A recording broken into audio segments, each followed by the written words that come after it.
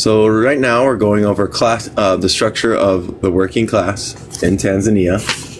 We went over the process of class formation because they wanted to recognize the class within Africa, and they understand how the classes were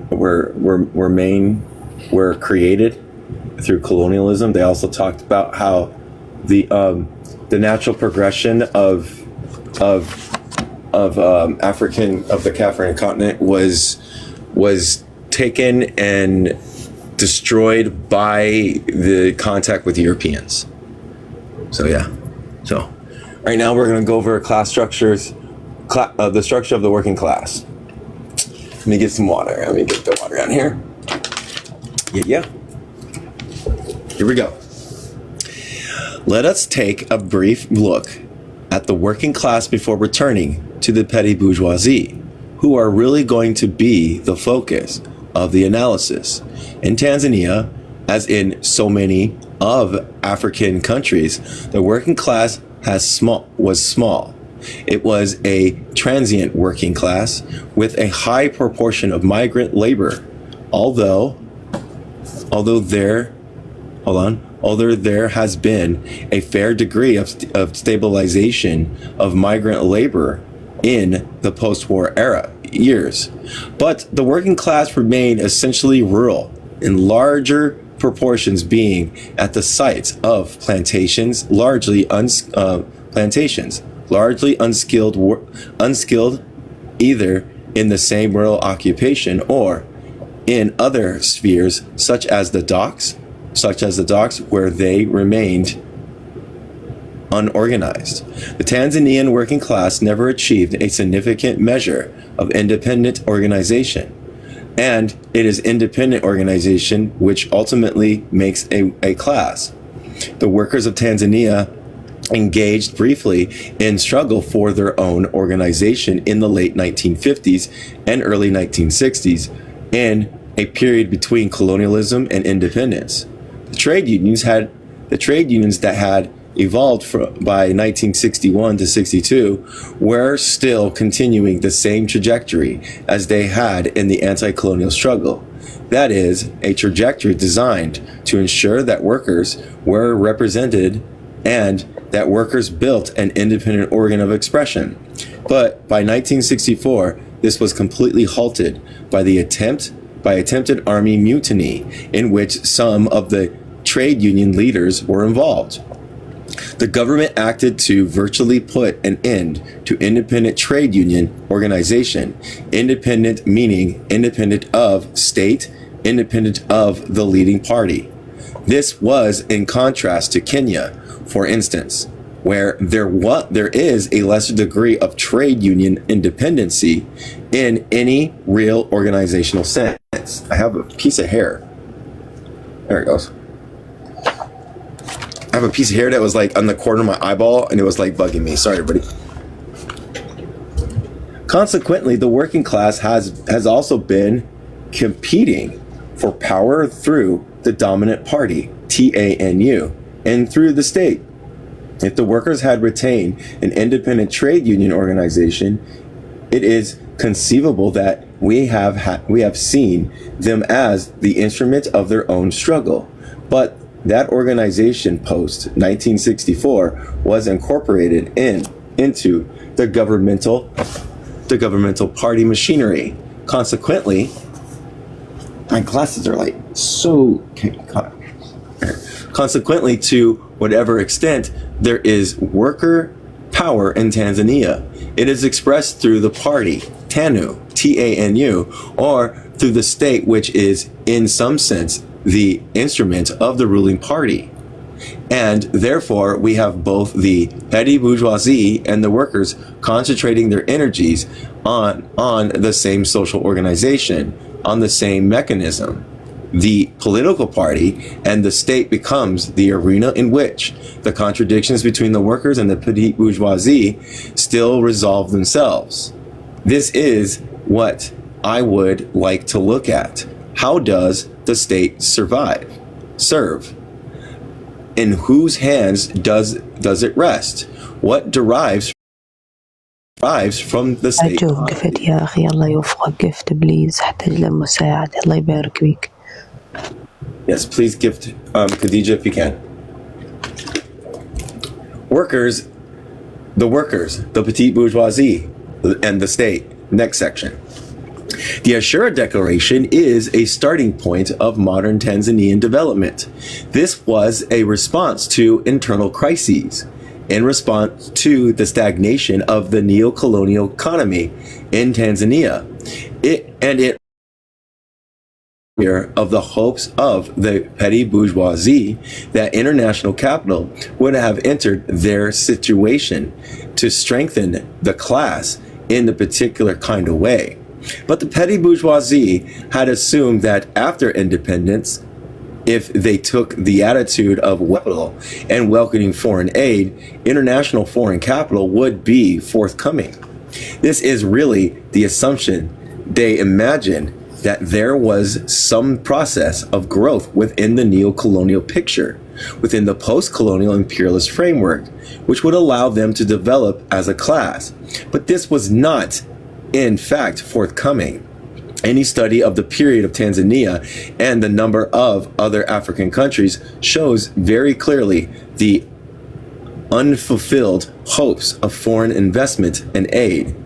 Unfulfilled in many senses, particularly because, in many instances, it just did not come. Even when it came, it did not necessarily come when and where the government expected it to come. And when it was available with a number of other comprador, or the middleman often attracts the ire of different indigenous classes, such more so than the metropolitan ruling class. In Tanzania and in Uganda, there were what were called Asian riots, or anti-Asian riots in 1920s, 30s, and 40s. For some people, they may be classified as racial riots, but they were not racial riots. They were manifestations of class struggle, since you find the same kind of thing in Jamaica, where you should find anti-Chinese riots, simply because the Chinese happen to be the middlemen in that particular context. The ordinary peasants in the countryside, the working people in the Sual estate and in the towns, found that their immediate enemy was the so-called Duke Walla. I think this is people from India, the Indian who controlled the duka, or the shop, because that Indian bought their product. Bought their product. He cheated them in weighing their product. He cheated them in reselling to them what he imported from abroad. Although this was petty in relations to the fundamental exploitation of the market, which was being established in Mining Lane in London. The peasants and the worker had to react to his immediate enemy. And so there has been a considerable anti-Indian sentiment. Again, people from India, please, sentiment which is class-based. The African petty bourgeoisie, too, as he began to move forward and to have certain aspirations for investment, felt that the Indian was the first obstacle, because they were the comprador class. They were the ones that were serving the interests of the finance capitals, monopoly capitalists, and imperialism. He couldn't see Barclays Bank. He couldn't see Barclays Bank as immediate enemy, and in his own horizons, he didn't really aspire to become a competitor to Barclays Bank, but he would aspire to become a competitor of an Asian merchant, or an Asian professional, or an Asian civil servant. So for the petty bourgeoisie too, the Asian people were very often the immediate enemy. In the post-Ashura Declaration period in Tanzania, the Asian people as a computer class have begun to disintegrate. This is true in East Africa as a whole. In Uganda, the people are, of course, aware of the dramatic turn of events after Amin came to power.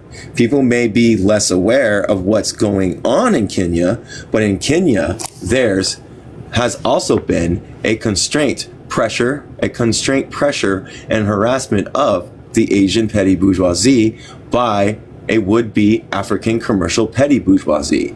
So it looks like those two bourgeoisie are competing against each other. In Tanzania, it did not take the same form. It did not take the form of individual Africans seeking to take over Asian shops. What has happened is that the state has encroached upon areas in which the Asian petty bourgeoisie were dominant. And since the African petty bourgeoisie controlled the state, it means the expansion of bureaucratic class or a bureaucratic sector of the petty bourgeoisie as against the commercial petty bourgeoisie.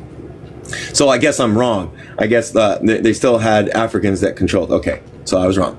The state trading corporations, for instance, took over a large number of functions initially carried out by a host of private importers, among whom Asian people were predominant.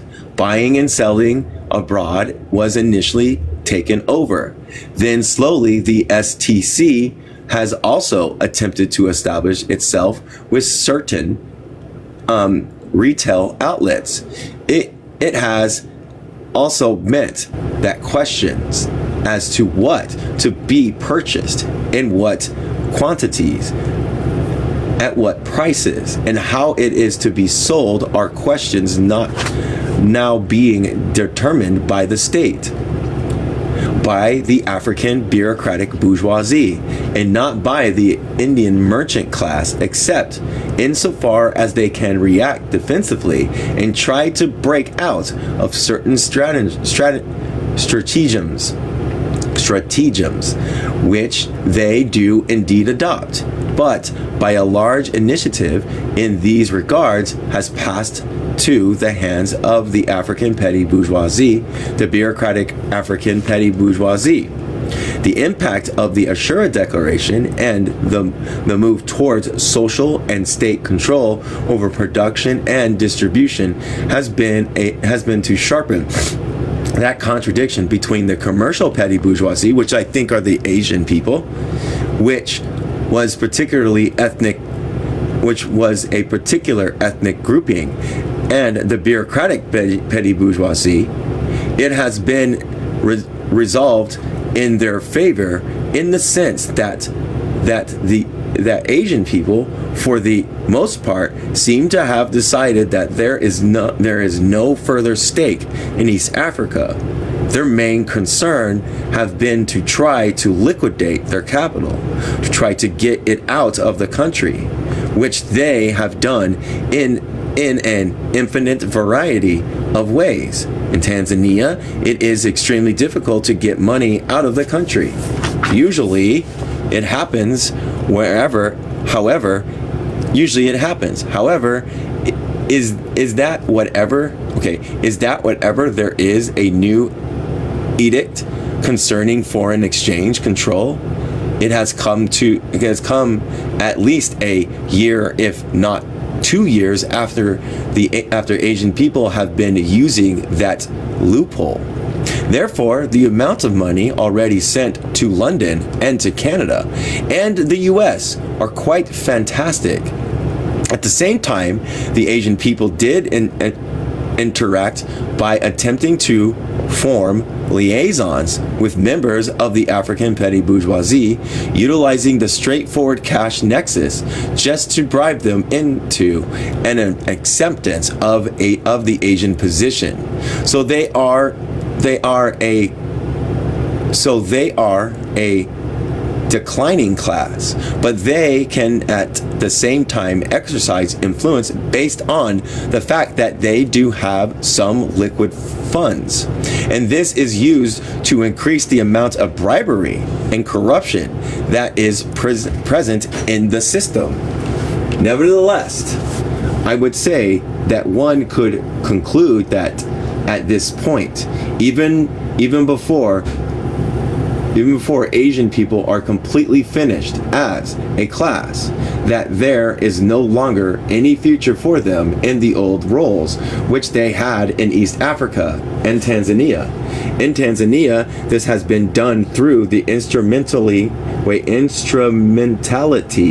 of the state. In Uganda, through the instrumentality of the army and other private African entrepreneurs. And in Kenya, through the instrumentality of private entrepreneurs.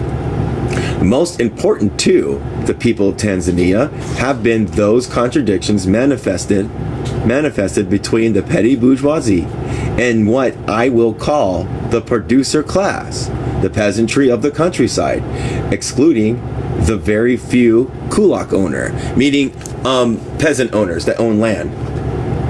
There is also the contradiction between the petty bourgeoisie and the workers of the towns and the countryside.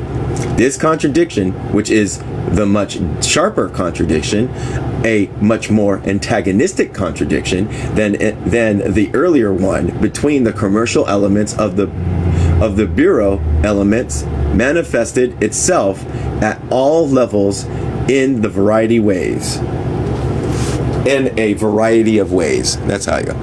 Ideology and class contradiction. Next section. So yeah, those antagonistics between both the petty bourgeoisie, the Indian petty bourgeoisie, who was brought as merchants and stuff, and the actual comprador classes that maintain and function the government. That's what I'm getting. That's the thing I'm getting. I'm thinking, reading all this stuff too. In the education sphere, for instance, and having taught in the country, I hope I am sensitive to what went on in that area.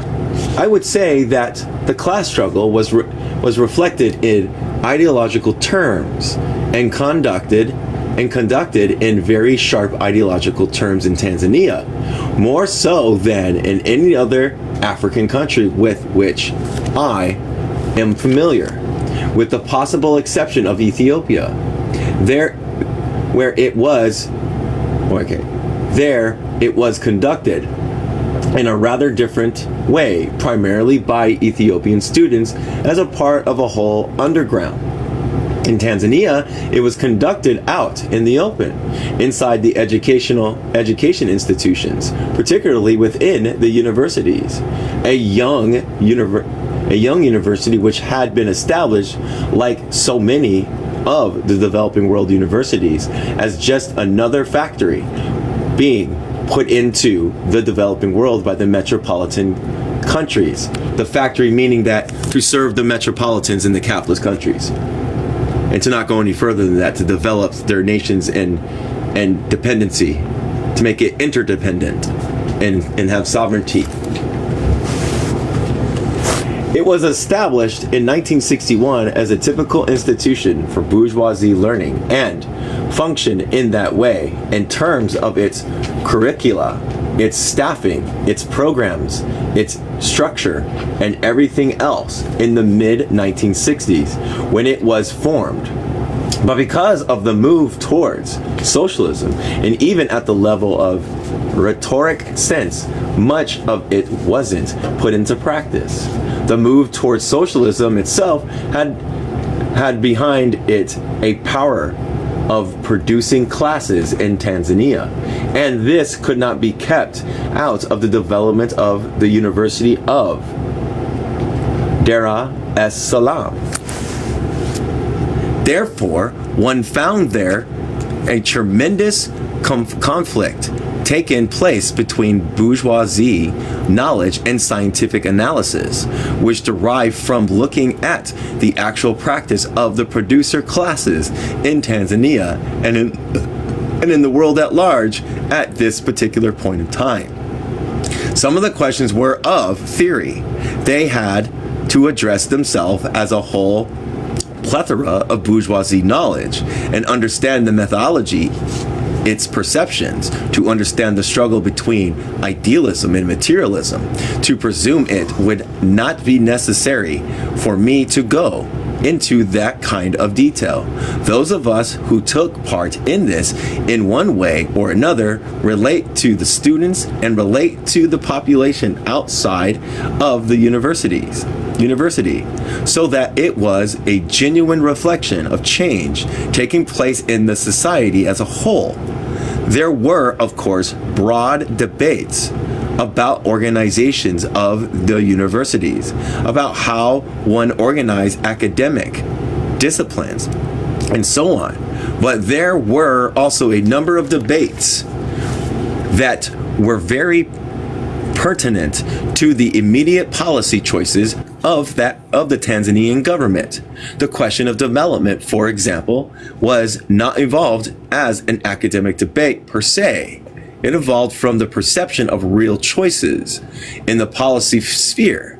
What was to be done at a particular point in time in specific areas of economic, political, and social development.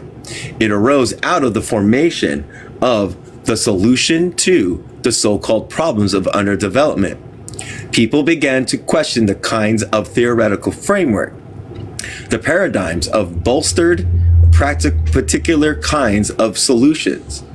If the solution proved to be false in practice, their theoretical justifications were exposed to much more critical analysis and ultimately to an onslaught in that institution from which they have not covered. So the debate was linked to the ongoing struggle within Tanzania. Hold on a second. The one in there.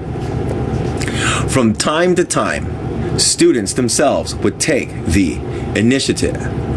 This was extremely useful because the students were not only students of the university, but they were at the same time members of the TANU Youth League.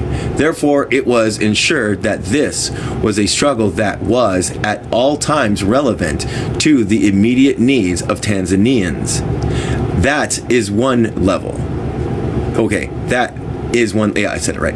Within the universities and within all educational institutions, such as the secondary schools, the same kind of struggles went on to try to clarify theory and to recognize that the ideas which exist in the societies were not simply free-floating ideas. They had historical roots.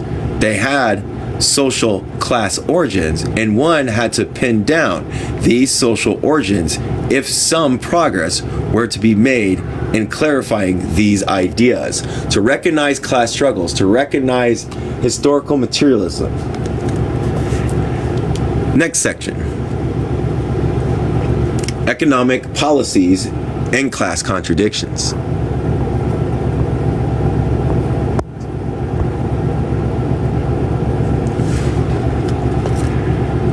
More immediate, the more critical from the political viewpoint, where the contradictions take place at the level of economic policies that were also partly tied up in some ways with the contradiction of the educational system.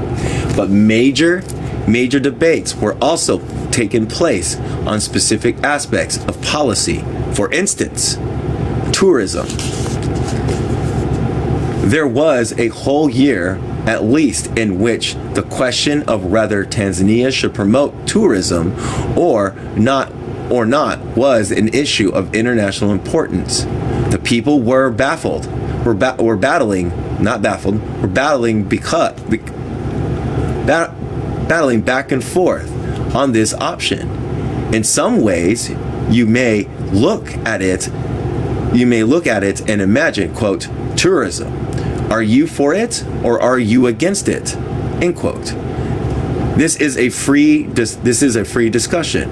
We express a position. We analyze the situation. We subject the data to some scrutiny, and we came up with a position for or against. But it is not simple as that.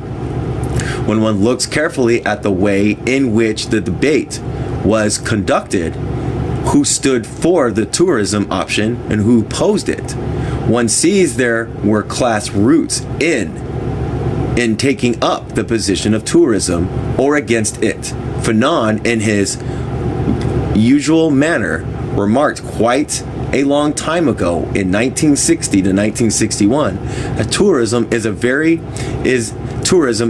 a very important vehicle, a way in which the petty bourgeoisie organizes relaxation for the metropolitan bourgeoisie, and uses that opportunity also to reinforce their class ties with the bourgeoisie. I added that part.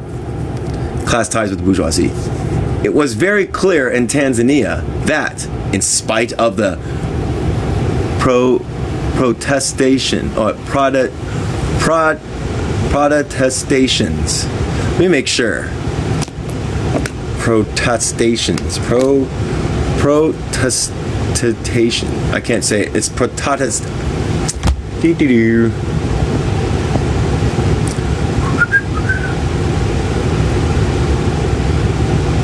P-R-O-T-E-S-T.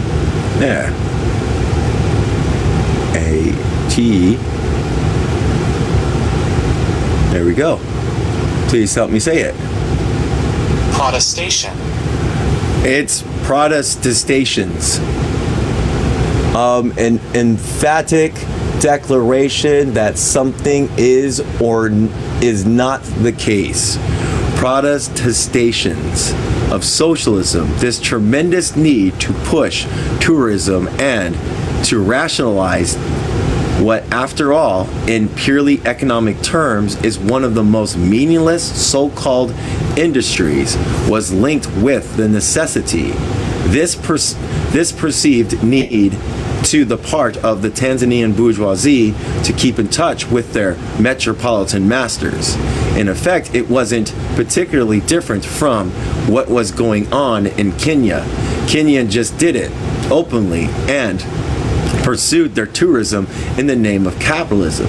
Tanzania was trying to do their tourism in the name of socialism. In fact, it is already in shambles, but the need was to rationalize this position, which was a class position, a petty bourgeoisie conceptualized development along certain lines. They had a vision of what needed to be consumed, for what needed to be built, of the kinds of societies that derive from bourgeoisie metropolitan society. The hotels, the airport, the transit facilities. There were things which fitted the class perspectives of a petty bourgeoisie in Tanzania. On the other side were members of the same class, neutrally enough, engaged in a debate which requires articulation in certain ways. Essentially, this involved young Tanzanians who were at the same social class origins, but who were responding to different class loyalties and who were expressing different class loyalties. They were saying that our workers and our peasants are not concerned with those who want to come to watch the lions, the gazelles, and to watch the Musaya, and so on, and call themselves tourists. That this will not do anything for the masses of our population. On the contrary, it will inhibit a development of serious economic options which could lead to real integrated development. It will introduce the reinforced cultural backwardness of cultural penetration, a place our people continually in the position of servitors. I'm thinking that's like servants. Servitors. We're gonna look it up. I'm making an inquiry. I think it's in servitude. So we're gonna look it up. And we're gonna even say if I'm seeing it right. if I'm saying it right.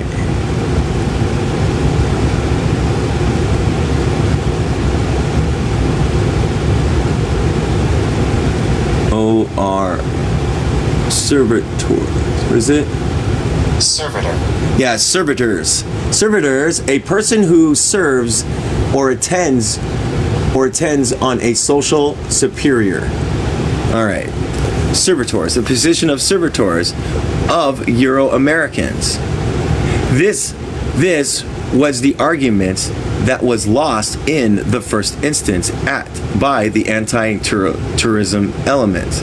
It was won by those who wanted to promote international tourism. But in the years that followed, tourism has been proved to be simply economically unprofitable. Quite apart from everything else, it was pointed out that deploying such a large proportion of finances into this sector was bound to be disastrous, and it has already proved to be that way. A huge modern automated airport is built between Kilimanjaro and Ashura, where the game reserves were located only 10 minutes flight from Nairobi. This was completely unjustifiable in any terms, but it was claimed that an airport would enable more visitors to come to watch the animals.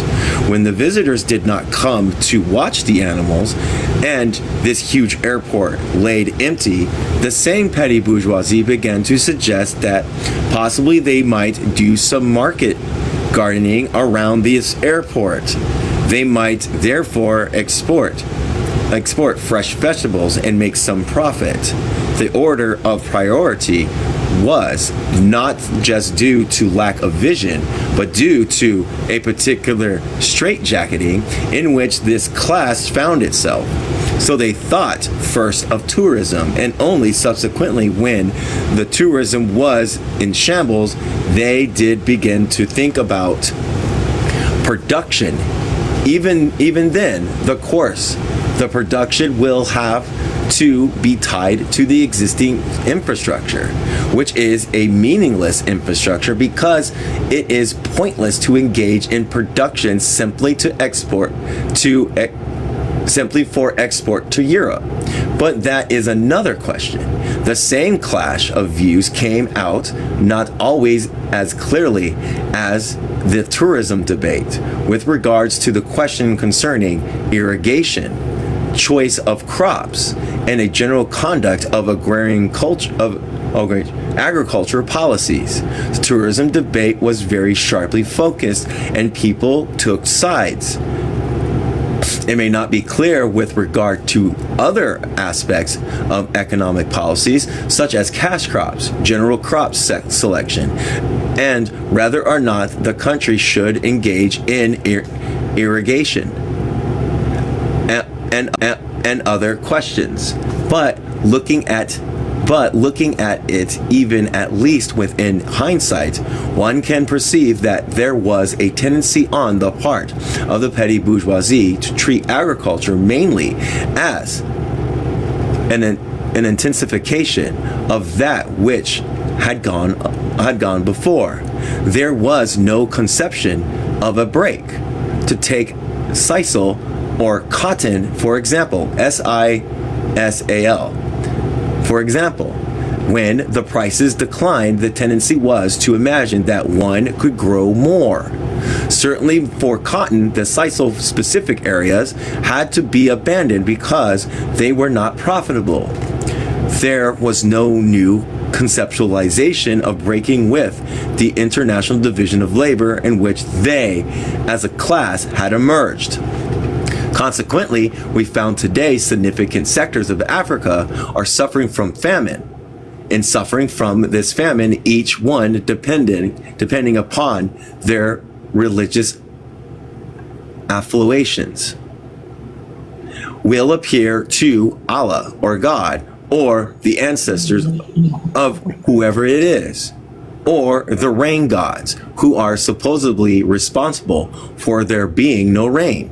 So it becomes a mixture of natural phenomenon, and the solution is a metaphysical or religious intervention. Of course, famines is neither natural nor metaphysical. It is a social phenomenon. Drought and famine are not just, quote, natural. I don't know in what sense one can just describe them as natural. When the society has the capacity technically and organizationally to plan first, to eliminate or at least reduce the incidence of drought and famine, a second to reduce the consequences of drought and famine. So we see that these societies had continued their colonial policies of failing to deal with the critical questions of food first and being preoccupied with what they called, quote, foreign exchange. They have been growing coffee, cotton, sisal, and what have you. All right, I'm going to look back. Dead ideology. Sure. They say dead ideology. I don't know. Wait. Is there something more? Okay. What was the problem besides them saying dead ideology? In Kenya. Yep. Just curious. Did I miss something, Lind? Besides them saying dead ideology? I must have missed something. I always miss something. Yeah. I'm going to drink.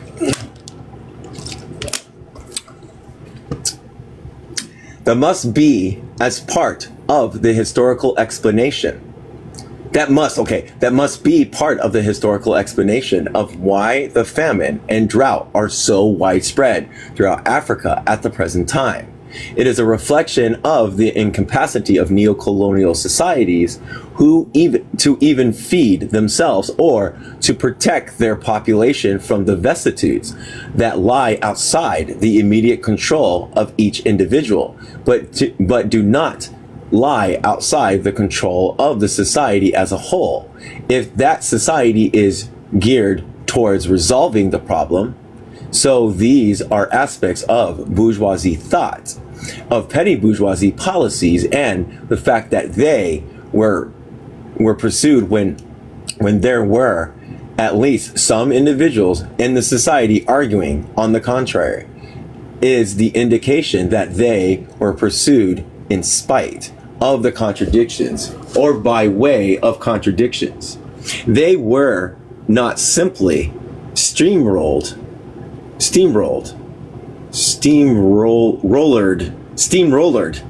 It was not that the whole society was blissfully unaware of other alternatives. Alternatives were discussed, and the petty bourgeoisie chose their own road, which in most cases have led to disasters. Profile. Okay. What was wrong with their profile? I didn't see it. I didn't have time to see it.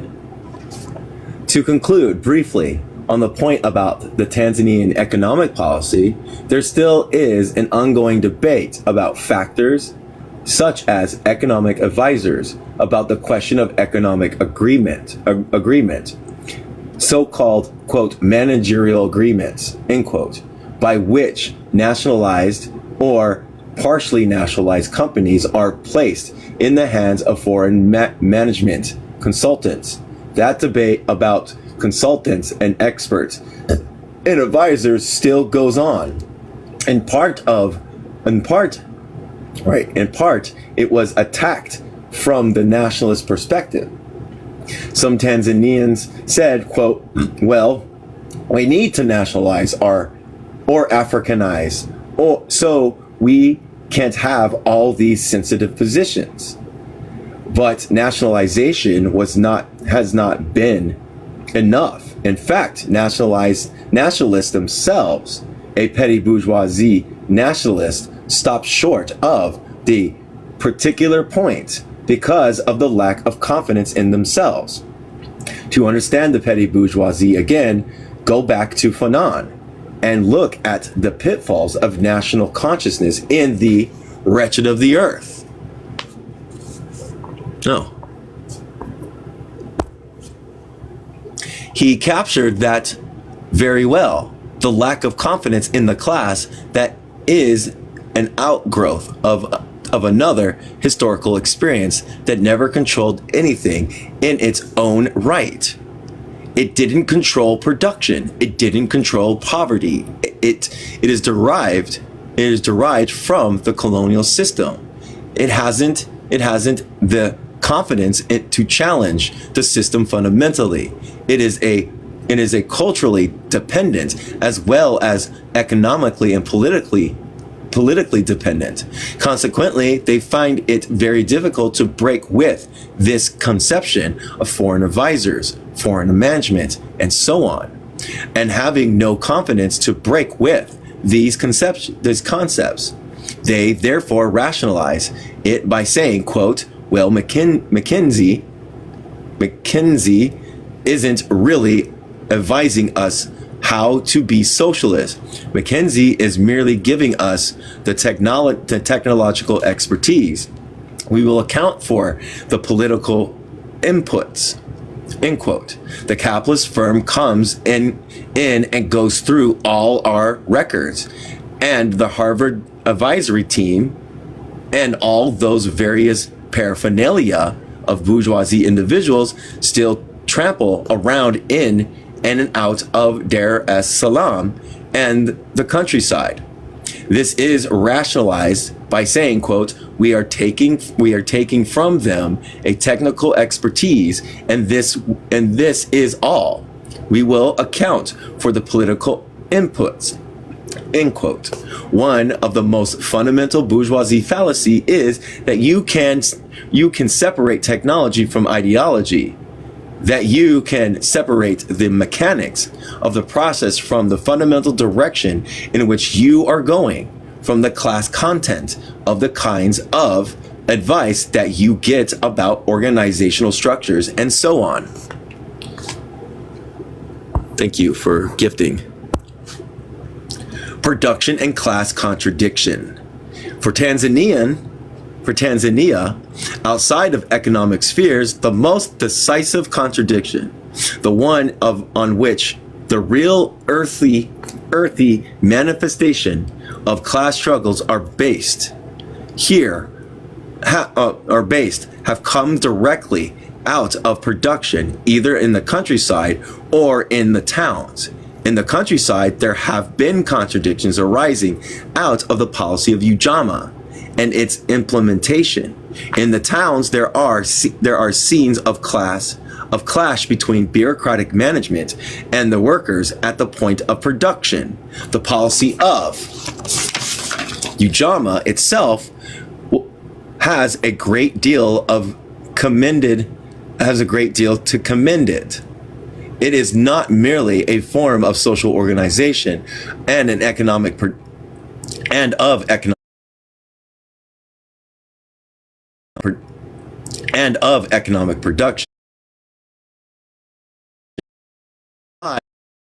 by participating in running their day-to-day lives and by making choices about fundamental things in their day-to-day lives. It intended to put a halt, as Nyerere made clear, to the anticipant penetration of money economy and class formations in the countryside. It was intended to put a halt to the rise of any kulak element and to the accompanying rise in the landless proletariat. It was in effect occurred is that only very few of the functions of this operation have been successfully concluded. In large measure, there have been concluded a certain regrouping of forces, particularly in the area of the country, and that have been sparsely settled or were the pattern of spatial distribution of population and economic activity was such as to warrant a grouping of forces. This regrouping took place, for instance, in central Tanzania, where there was a low density of population, and in Western Tanzania there were homesteads were also scattered. This is useful because it allowed people to come together where one can provide them, or the government can provide them, with medical services, schools, and a number of other things. It means that the government proclaiming itself to be socialist has had to carry out the historical task which in other societies have been carried out in the previous epoch. Capitalism and feudalism, for that matter, had helped had helped in the regrouping of populations. Certainly capitalism, every ruthlessly enclosed land and bought farming together. It also concentrated populations of urban centers. In Tanzania, this program of grouping rural populations has had some serious setbacks in recent years. Evidence of this came late in 1973 to 1974, when the program was creating Ujamaa villages seemed to have become bogged down. It had not reached the quantitative dimensions that had previously been planned, because a number of areas apparently had not moved into the villages as they were expected to. On some examinations, it does not appear as though there was serious political inputs into getting these individuals to move. So ask people to move, to ask them to make a new life, to participate in a whole new form of production, would obviously require a considerable politicalization. This was the premise upon which regrouping was based in China. Mutual aid teams through the brigades right up to the communes. It was a political process first and foremost, but to the bureaucrats, they could only reduce it to a bureaucratic process, not one of entering and in with the mass of the population to effect transformation, but one in which they see it as a question of logistics and figures and maps with little pens stuck in to show where the Ujamaa villages are and what is growing there, what is growing where. Sorry. They can conceptualize a problem which says, quote, we need to move X number of people from this point to another, and we need so many lorries so you can get the lorries. You can go to the area. You can get the police to come with you. You can break up people's villages and tell them it will be much better for you. Possibly it will work out. Possibly those people will decide it is better for them. End quote. But the world has had a great deal of practice of certain individuals telling other individuals what is good for them and telling them they will kill them for their own good if necessary. We see the end product of that in Southeast Asia today. Certainly, from the socialist perspective, it is always dangerous that bureaucraticization should parade in the name of socialism. It happened, of course, under Stalin, and it did put a certain blight upon socialism for quite a long time. Therefore, one does look with some concern at this same manifestation, the high incidence of bureaucratic activities, of bureaucratic decisions making within the context of Ujamaa villages created a real contradiction, because those patterns are fully aware of what is going on. Inside the village, once they are formed, there is a struggle of controlling the day-to-day policies. The peasants don't give up. They are quite tenacious. They have a way of bringing their perspectives to bear on the problems also. So it is not one-sided. But because the petty bourgeoisie are more in control of the state apparatus, it becomes rather difficult for the peasantry to win significant victories at this time. And then finally, there are the workers themselves, a small class, judged in comparison with Europe, an insignificant class, a very tiny percentage of a total producing force, can be regarded in any way as a proletariat. But as so often happens in this type of economy, the proletariat is strategically situated. It is situated in the capital town and other urban areas and in sensitive sectors of production, and therefore what it says and does simply cannot be ignored. It strikes me that the contradictions between workers and the bureaucrats have really come out in the very sharp form as working class itself has advanced in its own clarity, partially as a result of the same policies which have been pursued by the government. You see the ambivalence of policies. The elements within the petty bourgeoisie have allowed for the elaboration of a certain theory, a certain ideas within Tanzanian environment, which have further strengthened the Tanzanian working class.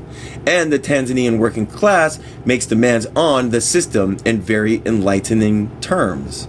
Not merely demands concerning increased wages. Those have been made, and they are necessary to defend living standards of the population.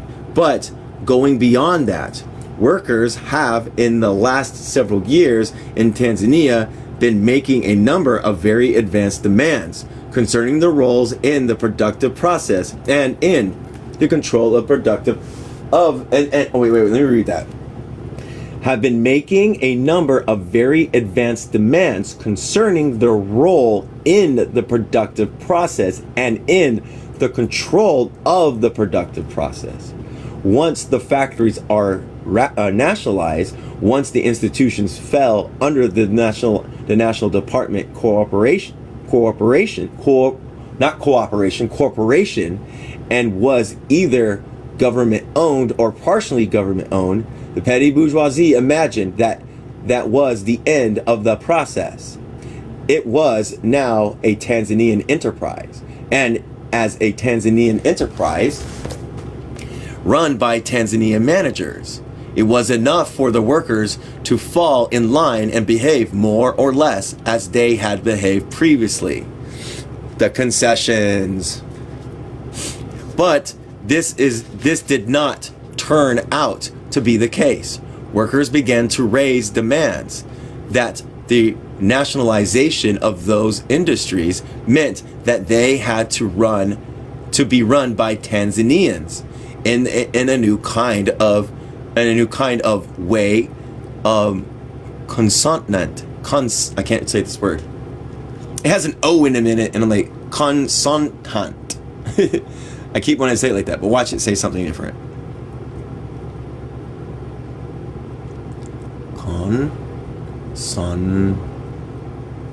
Not.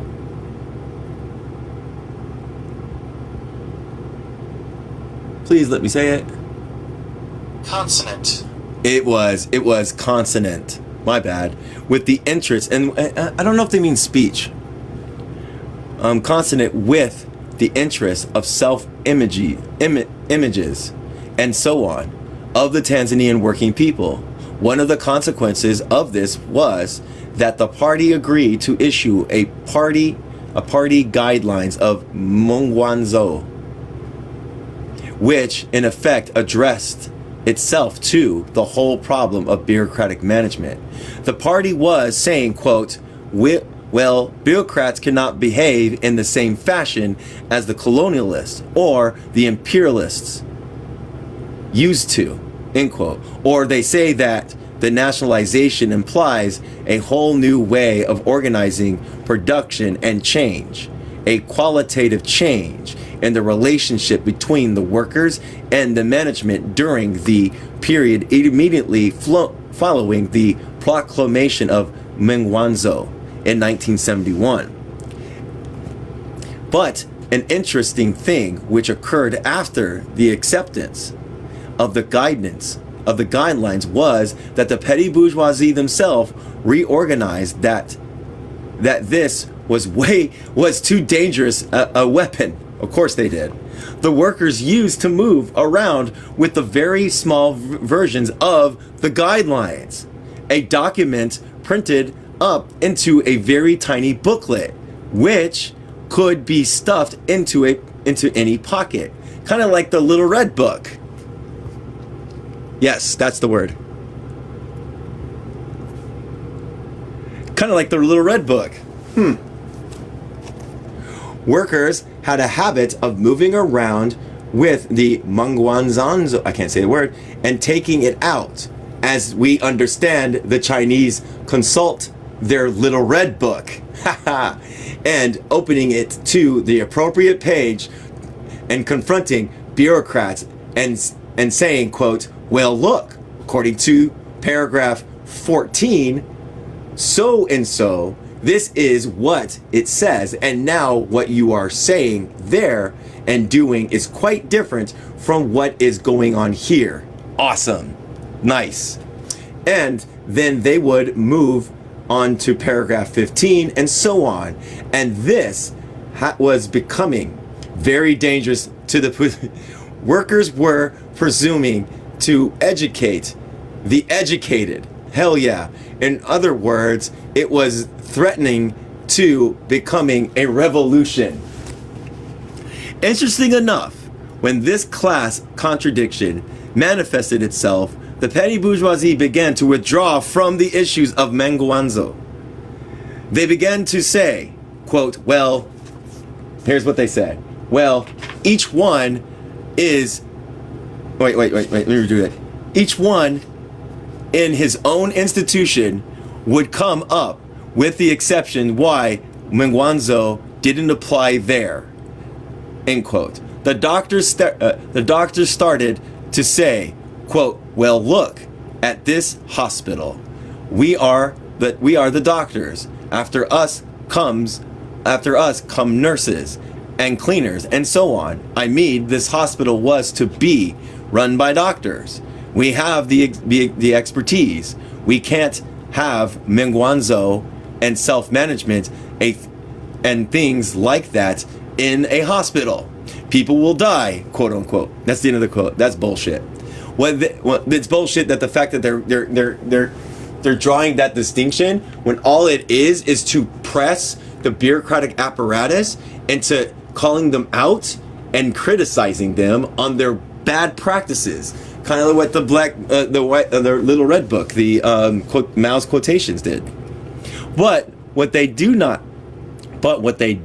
need to do, of course, is to go and look at the Chinese experience, to look at a book such as that by Joshua Harn, Away with All Pests, and they will understand that in a truly democratic society, the hospitals are run by all, including the patients themselves.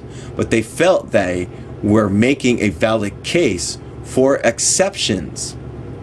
The youngsters in schools began to flash Mengwanzhangos and argue against the missionaries type education, the pattern of hierarchies, and the authoritarianism that prevailed in a large number of boarding schools in Tanzania. And of course, the headmasters and the school teachers said, quote, well, you are too young to know about... You are too young to know about Mengwanzhangou. Mengwanzhangou was written for adults, not for children. As children, you are under our care, end quote. And so they seized all copies of Mengwanganzo's, which might be circulating among the student population. I'm going to put the name of this in the chat so that people can look it up. So I'm going to do that first.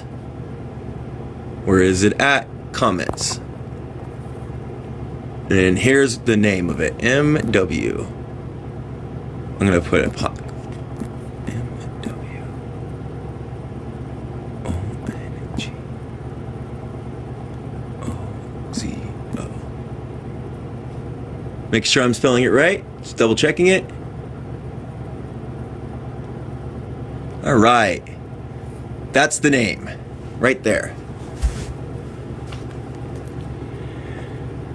Then in the banking institutions, the bankers and the chief bankers would say, this is a lot of money we have here. We can't be joking with the financial questions. These workers don't understand accounts. They don't understand questions like, quote, what is the current rate of the Tanzania shilling as compared with the dollar, end quote. So how can we have Mengwanzonzo operating in our institutions? Of course, they're, end quote. So in the variety of ways, one saw the petty bourgeoisie retracting from the position into which they had been forced initially on the question of Mengwanganzo. And one found the workers advancing by raising the level of their demands so that they constantly talked about various issues on the basis of principles. They constantly talked about incorrect behaviors in factories. They talked about favoritism, firing in accordance with the kinds of ethnic loyalties of the managers. They exposed any ways of victimizing or exploiting the women in the factories, sexually or otherwise. Things of this sort began to increase considerably in 1971 and 1972. Give the workers the power, then the advancements of those things come to fruition because we're more than they are. In 1972, reaching the high point when in one factory, a rubber factory, the workers decided to lock out the management and run the factory themselves for a certain period of time. Not a very long period of time, actually, until the police came, of course. The workers ran the factory because of the things that had been raised against the workers then when they went on strike. That because they were striking now. Assalamu alaikum, Ammo. Salam. Tanzania was national poverty. Any strikes was, therefore, against national interests and not the interests of capital as used to be the case before the factories were nationalized. So the workers in that factory were answering the argument. They were saying, quote, we are not going on strike. We are not putting an end to production in the country. We will increase production when we are running the factories. End quote. So they were posing a more fundamental question, the question of who controls production, who is the boss in so-called socialist society. But for the time being, of course, the petty bourgeoisie is still essentially in control of the state. It could not allow the working class to exercise this type of initiative, and those workers had to be rounded up and scattered. Of course they did. Because it proved the fact that we don't need those things. We do not need managers and managements in this sense. They proved it. They said, boom, we can do this ourselves. Fuck off. You guys are violating all this shit. Conclusion. Many times when I speak about Tanzania, I find that I fall into a difficulty of trying to justify it against reactionaries and to clarify the realities against those who were romanticizing such realities. Each one is a different kind of operation. There are enemies in Tanzania who do not like the socialist content. So for them, whatever is going on, wherever it's fault, that is so much better. That is so much the better. Against such an assault, one has to be careful and to be critical of the reality and the transition, but to be critical of it from the viewpoint of its failures to live up to a certain types of expectations. The fact that the contradictions have not yet resulted in the positive benefits for the working masses. And then, on the other hand, when one is talking with the romanticizers, whose people who essentially have a sympathy with what is going on in Tanzania, but have not been exposed to it in day-to-day reality, then it is necessary to understand or to point out the social contradictions do not cease because a government issues a document. The Assure Declaration is very nice. Another document is issued which says that socialism is for self-realization or education for self-reliance in Mngwanzango, as I ruin it completely. All of these are very positive, certainly better than neighboring territories like Kenya and Uganda, which either have no document or have some policy statements that are really absurd. But that is not an answer to reality or the substitute for reality. The position was a position in part won by progressive elements and by the pressures of the workers and the peasants. But it came only to be worked out in practice, depending upon the balance of class forces. And at the present time, the party bourgeoisie, although small in number, is in control of the state. It is reproducing itself. It still retains certain kinds of links with the international monopoly capitalist world. It would be difficult at this time to make a prognosis about the immediate resolution of the contradictions outlined above. Rather, progressive tendencies or more reactionary tendencies will win out. I have a certain confidence, perhaps, a confidence tinging with hope that the trend will in fact lead even to the short run towards a resolution of these contradictions in favor of the progressive elements among the working people. Clearly, I cannot be quite certain, but that is not as important as the long-term trends. Over the long run, there is no doubt about it. I think that the masses of the population are being brought into a politics of participation, and that they have, in these first 5 years, starting in 1970, entered into struggles in a way that is much more meaningful than for most other neo-colonial African territories. Therefore, whatever happens in the short run, one can see the towns serving their best interests in terms of the access to power, because these historical changes will not take place by themselves. History is, of course, made up by people. Marx and his fellow followers clearly understood this. There is a tendency on the part of bourgeoisie detractors to suggest that somehow a Marxist formulation is talking about things and about abstractions and rectification, whereas in fact we are talking about people in society, and certainly history is made by people depending upon their particular level of consciousness.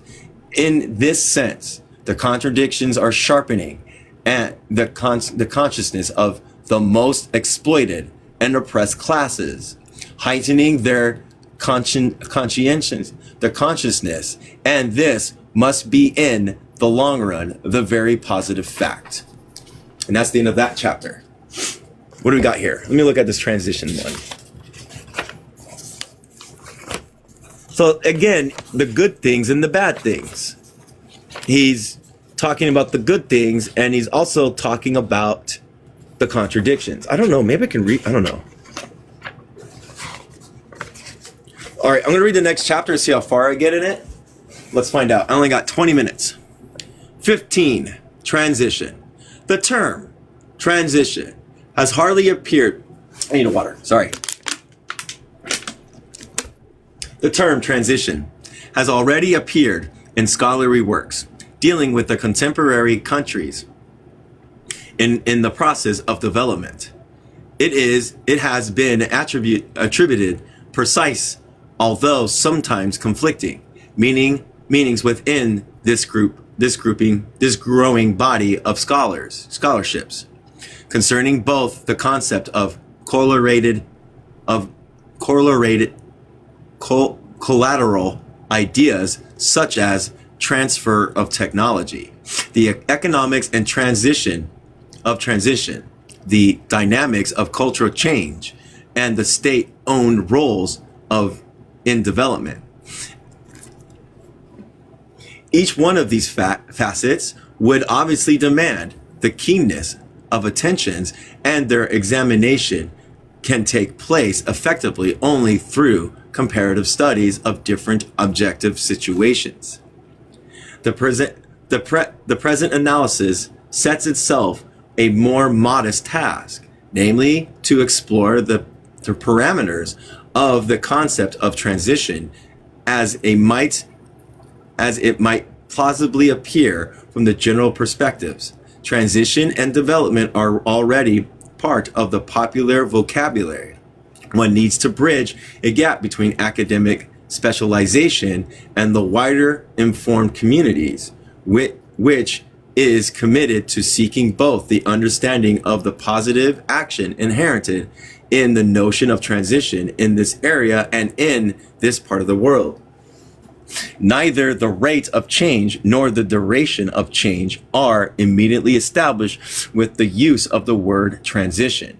Mankind was in transition over hundreds of millennia while using stone tools. Neolithic proportions of Stone Age itself lasted for several thousands of years, but it is possible to affirm that the beginning of agriculture in that period constituted the most important, quote, revolution in the history of human society.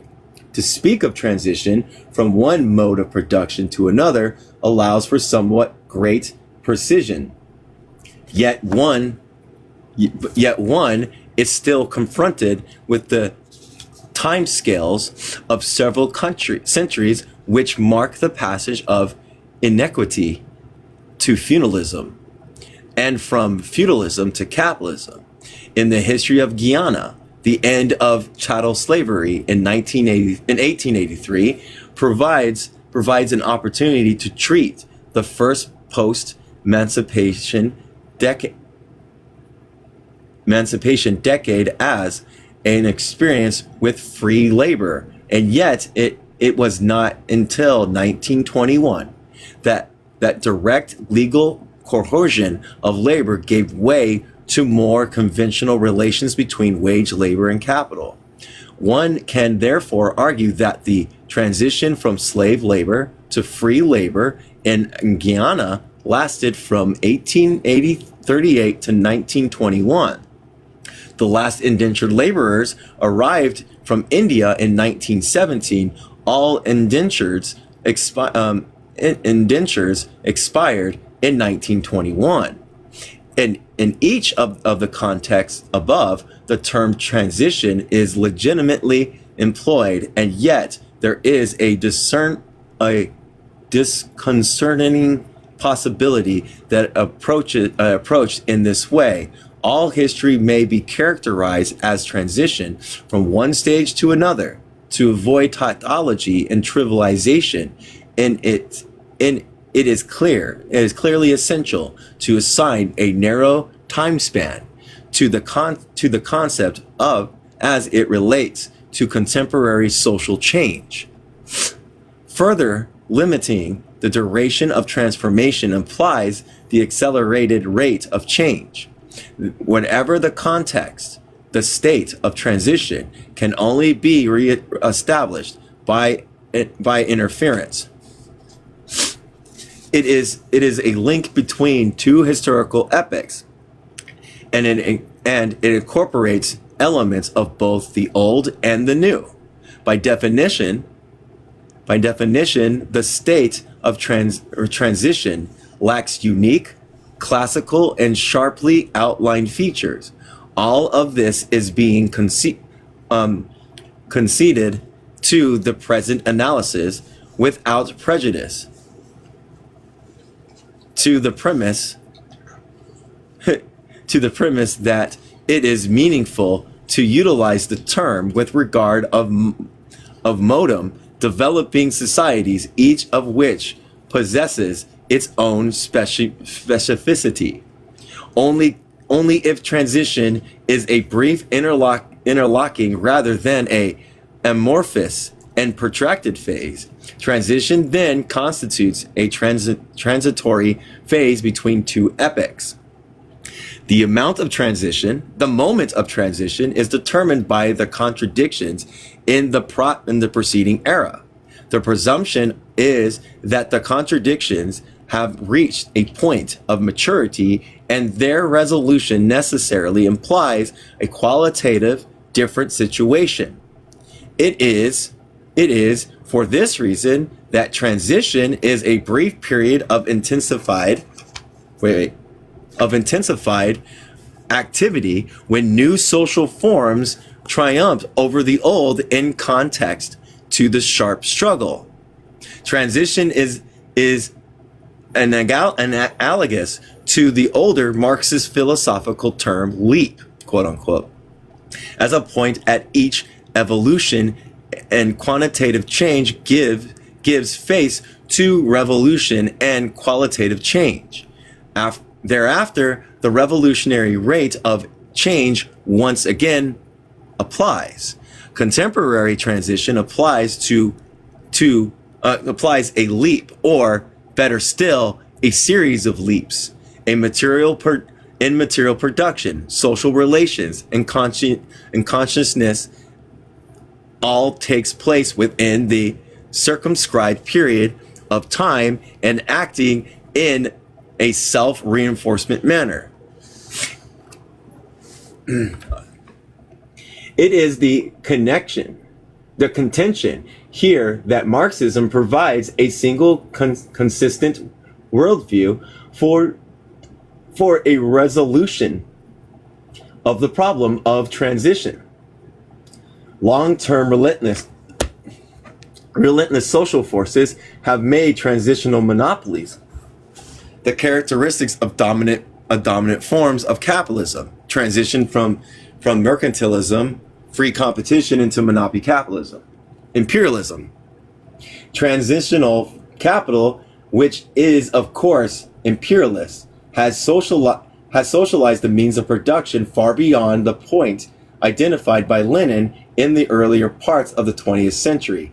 Simultaneously, transitional capital has concentrated the control of surplus into fewer and fewer private hands, and it has set up the international division of labor that is inherently unstable and crisis-ridden. Meanwhile, proletarian and peasant alliances have effected socialist revolution in several countries. However, incomplete and distorted these socialist revolutions may be, the countries concerned have made the leap from theory to practice as far as socialism is concerned, and they have enmeshed in a set of social contradictions different from those prevailing in the capitalist/imperialist world. Within the underdeveloped developed sections of the capitalist world, certain social forces operate in a manner that sustains capitalist and imperialist production relations, while others favor the resumption of material production at a higher level under ages of the working class guided by socialist ideology. The latter option provides the settings for the moment of historical change that will usher a new society. It is in this connection, transition in the contemporary developing world should be anonymous. Unum. Let me look up this word, everybody. Sorry.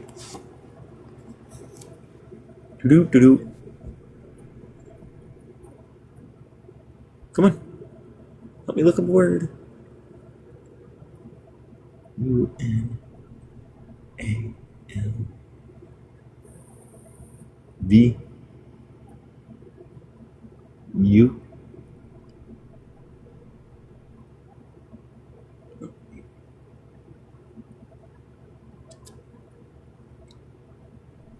Is it OU? No. I gotta find it again. Ambiguously. I think it's ambiguously, but we're gonna look it up. Ambiguously. All right. Ambiguously means in a manner that is not open to more than one interpretation. Okay, so the developing world should be ambiguously identified as quote, the transition to socialism. In practice, the transition to socialism has been, let me make sure. Yeah. In practice, the transition to socialism has always been attempted under inherited conditions of material or social backwardness, a powerful internal constraints. Socialist revolution have been initiated with poor technology. They have been conducted where the proletariat has barely crystallized. They have carried the load of transformation, pre-capitalist social formations, and they have been forced with the alliance between local proprietariat propertied classes, and the bourgeoisie of the epicenters of imperialism. This was true of the Soviet Union and China. It holds true in greater measures for Cuba, Vietnam,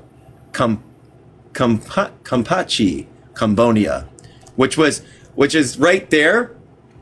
Pol Pot was a CIA asset, but no one knew it until they found out later. Mozambique and other ex-colony,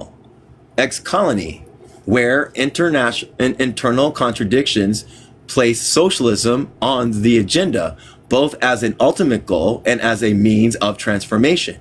The anti-colonial movement as a whole, most of which was non-socialist, must be given credit for reopening the discussion of development and transition, a discussion which first appeared in explicit fashion with the emergence of the Soviet Union after the First World War. Interestingly enough, the heightened consciousness of change in the post-colonial world gave rise to an African journal with the name Transition, which was once extremely popular among the intelligentsia on that continent. The reoccurrence of the title in Guyana is more than just coincidence. It attests a similarity of objective and subjective conditions for the rapid dissolution of aspects of the old order of colonialism, forces consideration of the possibilities of qualitatively changed societies. Throughout the 1960s and 1970s, the debate of social transformation has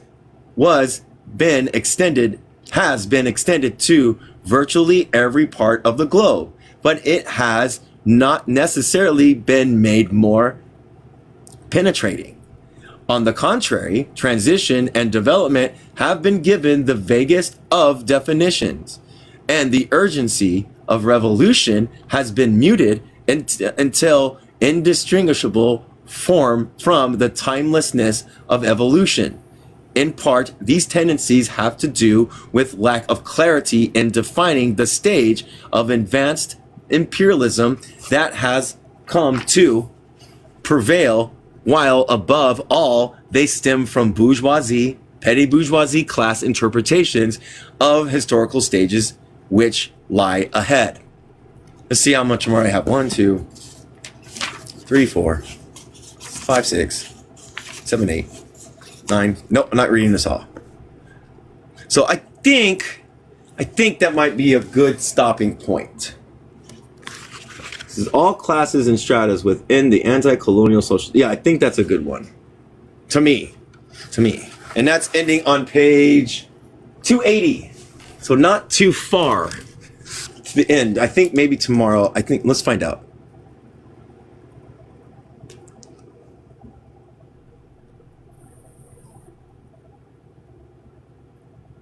All right, let's find out. At the end of this chapter, I'll finish this chapter up easily tomorrow. And it'll be 1, 2, 3, 6, 7, 8, 12 pages plus 10. Oh, wait, 12, 13, 14, 15, 16, 17, 18, 19, 20. So about 21 pages left. How many pages do I usually do a day? I wonder how many pages I do a day. Oh, page number 280. If can someone send me a note later on to how many pages I usually do on average on these lines? Oh, hey Joe. Hello. What's up? Ooh. Oh, there's Lynn.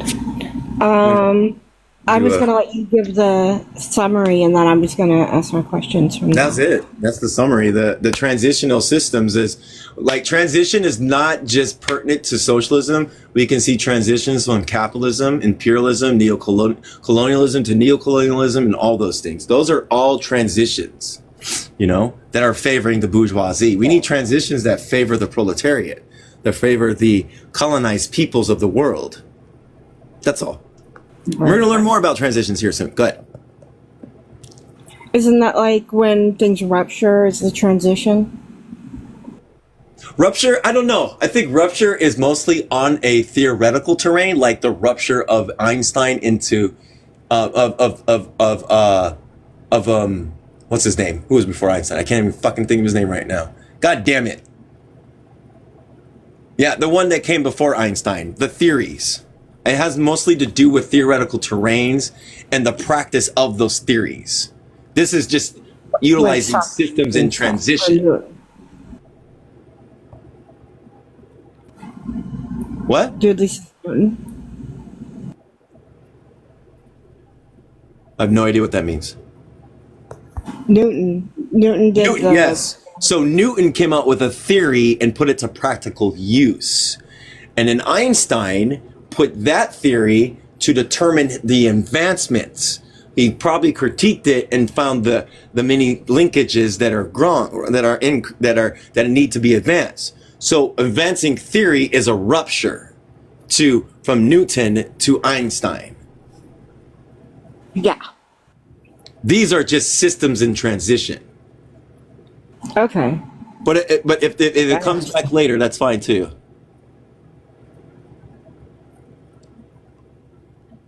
That was it. All right, now I'm trying to find 254. Hold on. I read 26 pages a day.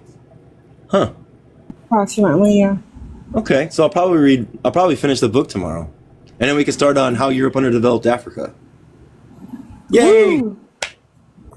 That'll be fun. Thank you for telling me Newton. Newton.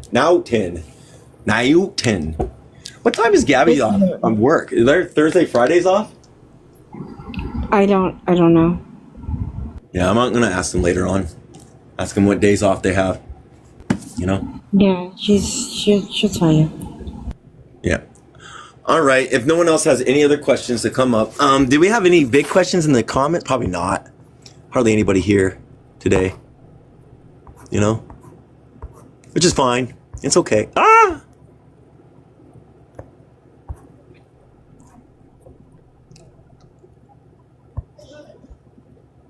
Mm-hmm. Please don't give in to ableism. Who's giving in to ableism? Okay. All right, then. Since there's no questions in the comments that I didn't miss or anything like that, I'll go ahead and close it out and get Rufus fed. I appreciate everybody. I wish we had more people to interact and to engage with this so you can actually learn more. But thank you for coming up with questions. Thank you for doing those things. That helped. I didn't hear what you said. You say you're welcome?